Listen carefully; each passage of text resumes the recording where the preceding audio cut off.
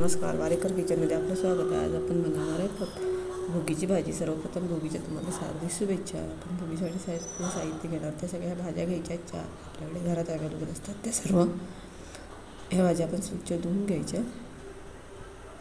भाज्या कोणत्या कोणत्या मी खाली सांगते. मी शेंगदाणे भाजत लावले.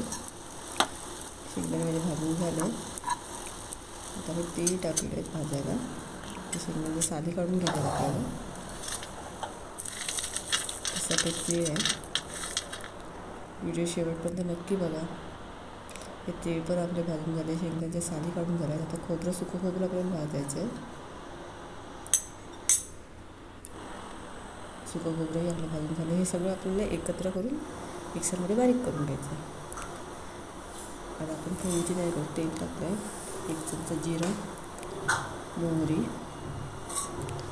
आणि कढीपत्ता. जेवढं घेतला तर चांगलं असतं आरोग्याला. त्यावेळी आपण फोडणी केली होती शेंगदाणे, तेल आणि खोबऱ्याची तेल.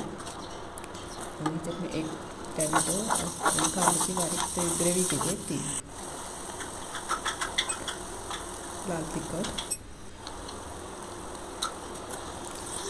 ज्या भाज्या आपण धुवून घेतल्या होत्या सगळ्या स्वच्छ धुवून घेतलं. त्या सगळ्या भाज्या आपण टाकायच्या.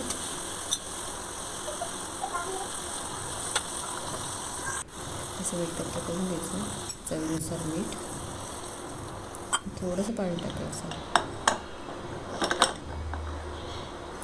कुकरला लावून घ्यायचं. ही झाली आपली भोगीची भाजी तयार. नक्की करून बघा. व्हिडिओ बघितल्याबद्दल धन्यवाद.